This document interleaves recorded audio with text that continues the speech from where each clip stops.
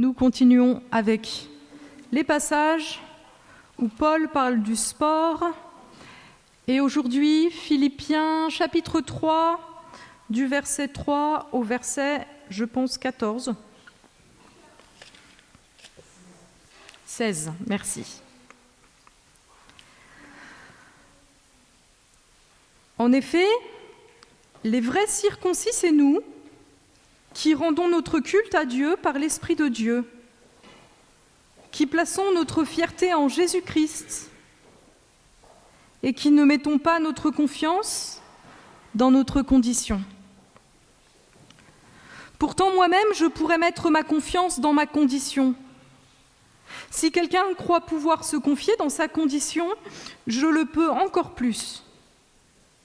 J'ai été circoncis le 8e jour. Je suis issu du peuple d'Israël, de la tribu de Benjamin, hébreu né d'hébreu. En ce qui concerne la loi, j'étais pharisien. Au point de vue du zèle, j'étais persécuteur de l'Église. Par rapport à la justice de la loi, j'étais irréprochable. Mais ces qualités qui étaient pour moi des gains, je les ai regardées comme une perte à cause de Christ. Et je considère même tout comme une perte, à cause du bien suprême qu'est la connaissance de Jésus-Christ mon Seigneur. À cause de lui, je me suis laissé dépouiller de tout, et je considère tout cela comme des ordures, afin de gagner Christ, et d'être trouvé en lui, non pas avec ma justice, celle qui vient de la loi, mais avec celle qui s'obtient par la foi en Christ. La justice qui vient de Dieu et qui est fondée sur la foi.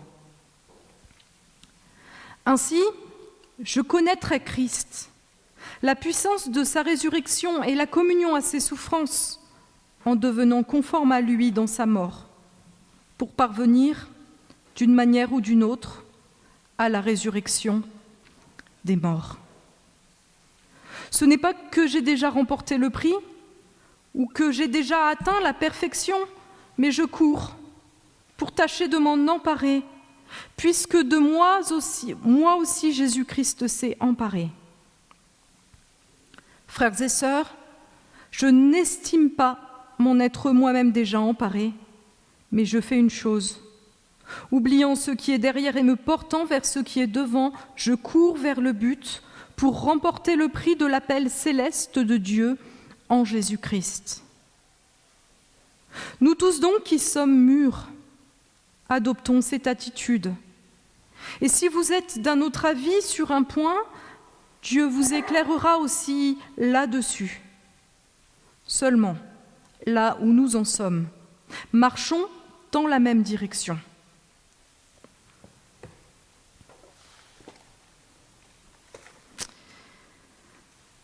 Alors le sport, c'est la gloire. Les sportifs sont admirés encore aujourd'hui. Ils sont mis en avant, sont tellement heureux quand ils gagnent. Mais c'est aussi beaucoup d'humilité. Pour être victorieux dans un sport, il faut aussi avoir vécu des défaites. Et ces défaites nous apprennent, nous font grandir. Si bien que les adversaires même sont nos alliés. À chaque fois qu'on perd, on apprend à gagner. C'est aussi l'humilité parce que même quand on gagne, eh bien on sait que ça ne va pas être pour toujours. On doit toujours se remettre en question. Il y a toujours quelqu'un qui va devenir meilleur que nous. Et donc on ne peut jamais se croire arrivé.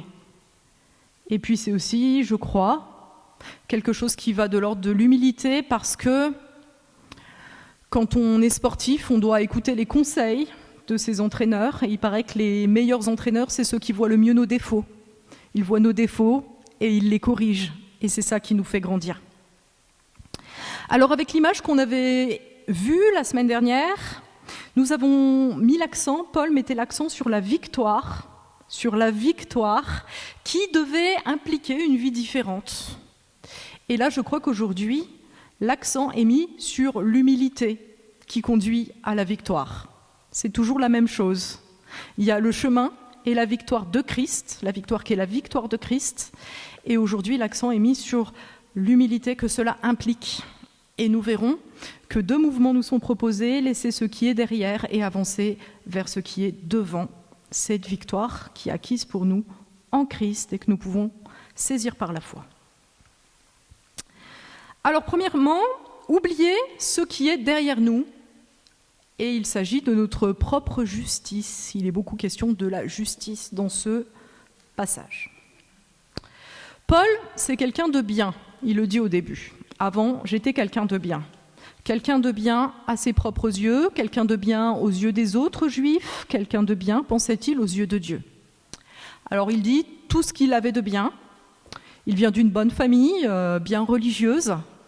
Il a bien suivi la loi de Dieu, il était très obéissant, il faisait tout ce qu'il fallait faire, et puis même plus, il était zélé, c'est-à-dire qu'il a persécuté les chrétiens. Il pensait que Jésus était un imposteur, que Jésus mentait, qu'il n'était pas le Fils de Dieu. Et alors ces chrétiens qui annonçaient cela l'énervaient.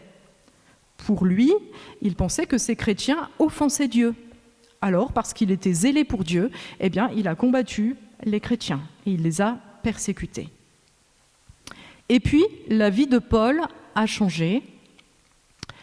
Et vous savez, cette histoire, peut-être pas tout le monde, c'est cette histoire-là qu'il est question à l'école du dimanche. Alors qu'il allait persécuter des chrétiens, Dieu a touché Paul.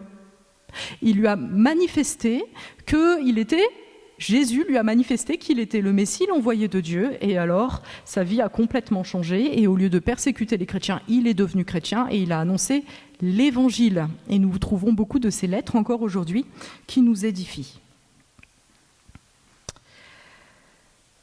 Alors, dit-il, ce qui était avant, tout ce qui était avant, c'est des ordures, c'est du fumier même, on pourrait dire. C'est quelque chose de dégoûtant, évoque ce texte. Pour lui, tout cela, cette vie d'avant, il la laisse tomber. Il avance vers Christ. Alors j'ai écouté une interview d'une ancienne sportive que m'a envoyée Marie-Thérèse, qui expliquait que ce verset de Paul, qui parle de courir et de laisser derrière, était très important pour elle, parce que pour elle, c'est quelque chose qu'on vit dans le sport. Elle disait qu'il était très important de laisser derrière certaines choses pour avancer. Et ces choses qu'il fallait laisser derrière, c'était les défaites, parce que sinon on risquait d'être beaucoup trop désespéré. Si on s'arrêtait sur une défaite, on est découragé, et donc on arrête. Et c'était aussi les victoires, parce que si on s'arrête sur une victoire qu'on se croit arriver, eh bien on n'avance plus, on ne progresse plus, et puis on n'a plus qu'à changer de travail si on est un sportif professionnel. Alors, qu'est-ce que ça veut dire pour Paul de laisser ce qui est derrière ? Eh bien, on l'a compris, c'est laisser cette victoire qu'il pensait avoir, cette fierté qu'il pensait avoir d'avoir été un très très bon juif qui obéissait à tout, qui était né d'une bonne famille et qui était zélé. Il a dû se rendre compte que ça, eh bien, c'est pas ce qui allait le conduire à Dieu. Il faisait tout pour être aimé de Dieu, pour avoir une bonne image devant les autres et devant lui-même, et il s'est rendu compte que c'est pas ça qu'il lui fallait pour être à sa bonne place devant Dieu. Tout ça, il dit finalement, ça me sert à rien. Et puis, je pense qu'il y a autre chose que Paul a dû laisser, et on le voit bien. Je ne sais pas si vous avez vu ce film Paul, apôtre de Christ. On le voit bien dans ce film. Je ne sais pas s'il est dans la bibliothèque ici. Enfin, je peux vous le prêter si vous voulez. L'autre chose qu'il a dû laisser, c'est cet échec qui devait quand même lui peser. C'est-à-dire que quand il est devenu chrétien, il devait quand même se souvenir qu'à une époque, il s'était quand même bien planté et qu'il avait persécuté les chrétiens. Et toute la culpabilité qui pouvait être derrière. Il aurait pu s'arrêter et se dire finalement, je suis nul, je ne suis pas digne d'être aimé de Dieu. Mais tout cela, dit-il, je le laisse pour suivre Christ. C'est ça qui est important, Christ et la foi en lui. Alors notre vie, elle est souvent faite de ça, en fait. On a tendance à s'attacher à des choses qui sont derrière nous. On s'attache souvent à nos victoires, on les cherche.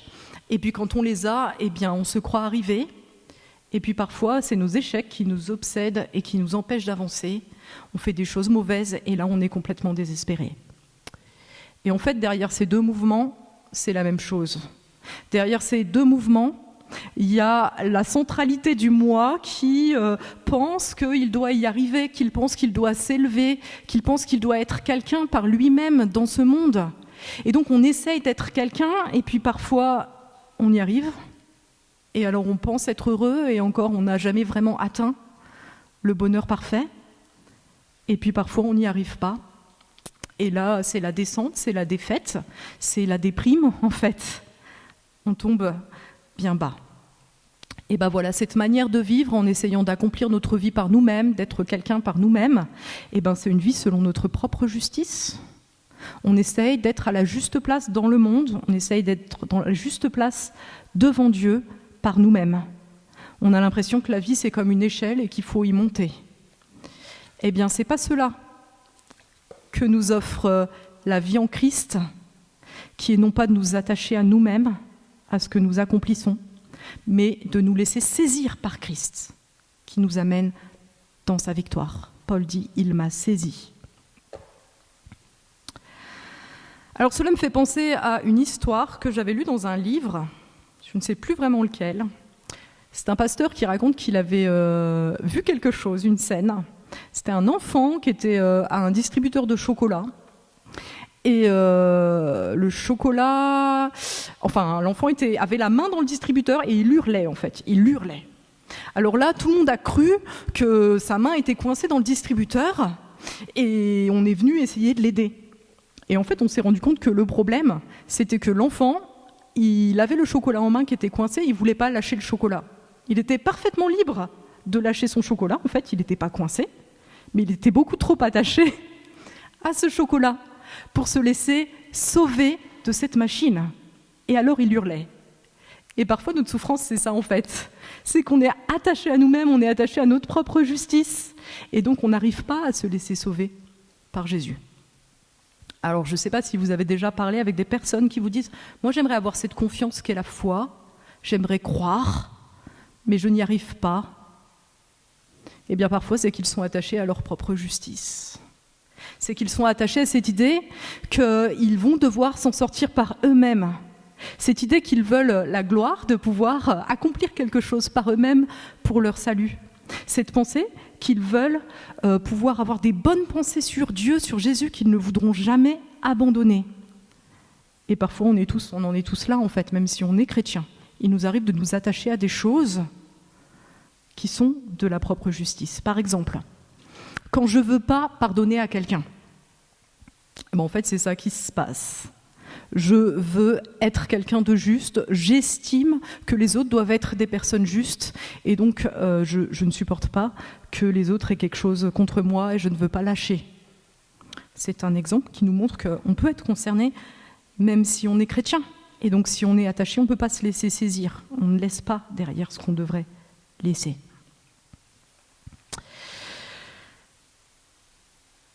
Alors Jésus, oui, il veut nous saisir, et il veut nous saisir pour que nous soyons là où nous devons être devant Dieu, au bénéfice de son amour, dans cette relation qu'il nous offre avec Dieu, là où nous accomplissons pleinement notre humanité. Et ça, il veut nous le donner, c'est un cadeau. C'est un cadeau qui est offert aux humains, simples humains que nous sommes, dès lors que nous reconnaissons que nous ne sommes rien d'autre que des pécheurs pardonnés, pas des gens qui doivent accomplir leur propre existence, qui doivent acquérir une place dans le monde ou devant Dieu, mais simplement des pécheurs pardonnés que Jésus vient saisir. Alors laissons derrière ce qui doit être laissé, pour nous laisser saisir. Deuxième mouvement, une fois qu'on a laissé ce qui est derrière, eh bien on est invité à avancer avec Jésus, à courir vers l'avant, vers ce qui est appelé ici la connaissance de Christ. Et la connaissance de Christ, c'est pas juste savoir des choses sur Jésus, c'est avoir une relation avec Jésus, c'est avancer avec lui, main dans la main avec lui.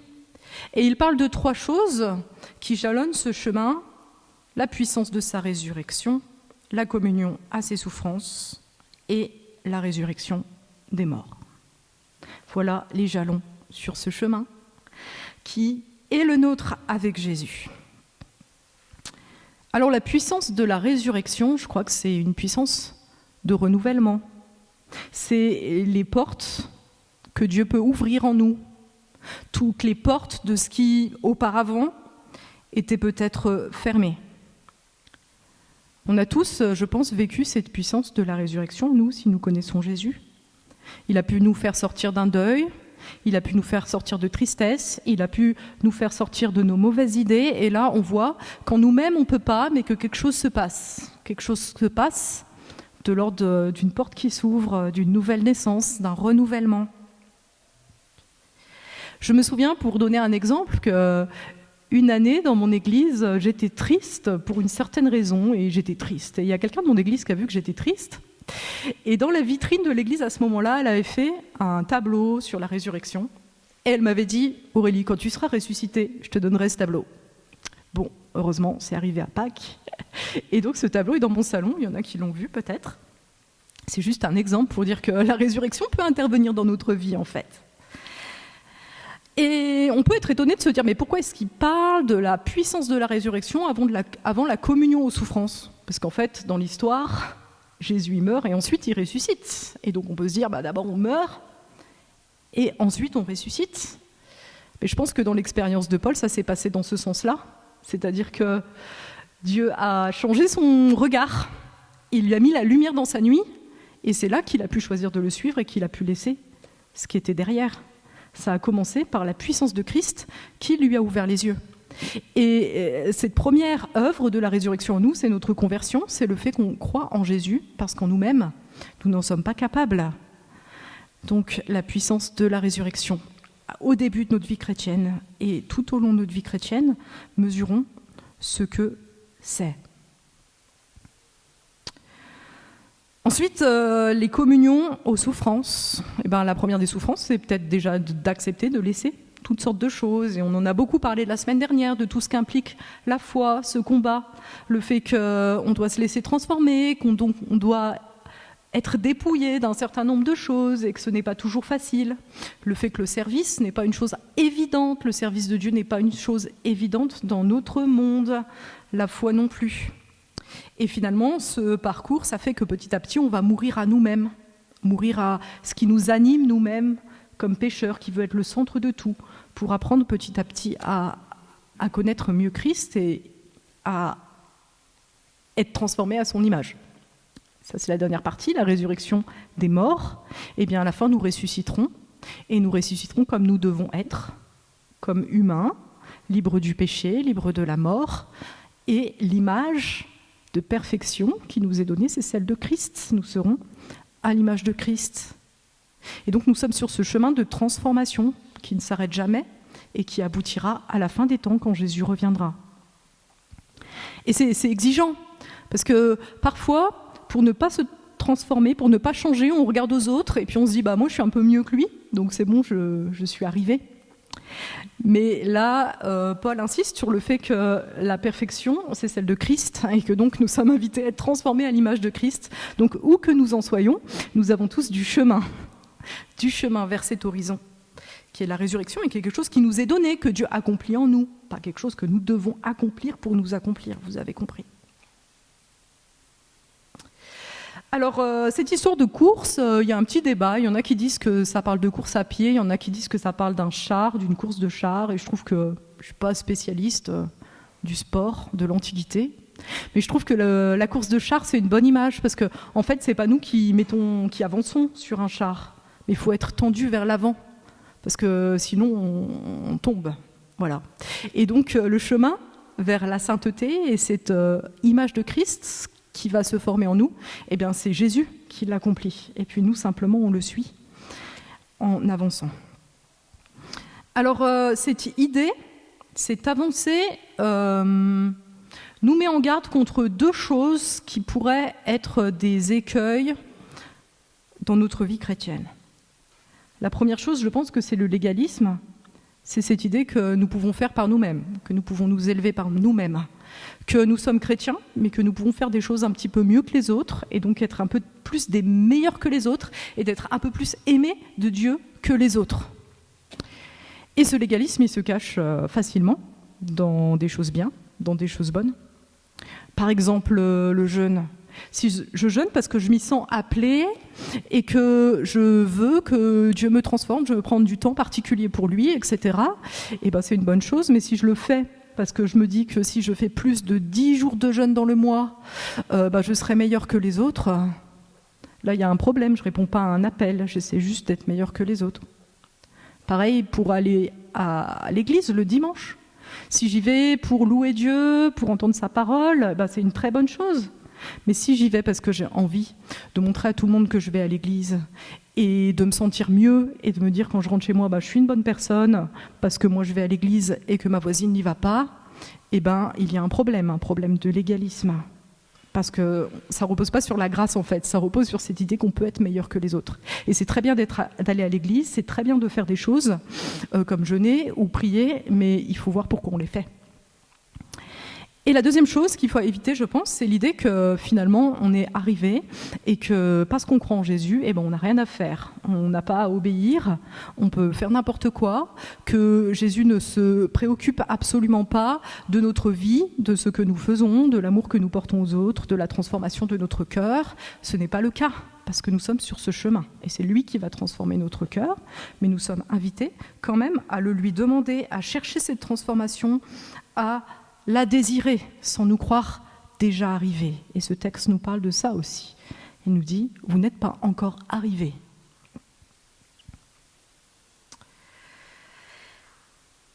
Et j'aime bien sa conclusion qui dit, marchons dans la même direction. Oui, marchons dans la même direction, c'est-à-dire marchons avec Jésus. Essayons de le suivre de manière pratique, essayons de lui demander ce à quoi il nous appelle, essayons d'être bien attachés à lui. Et si nous sommes bien attachés à lui, il nous conduira. Nous pouvons vraiment lui faire confiance. Et il y a cette confiance de Paul que Jésus est vivant et que donc il nous conduira. Voilà, il nous apprendra à le connaître, il nous apprendra à l'aimer et il transformera notre cœur. Alors, il y a un petit jeu de mots sur la série là qu'on a voulu faire. L'important, c'est de participer. Non, l'important, c'est de gagner. L'important, c'est aussi d'accepter de perdre notre propre justice pour accueillir la justice de Christ.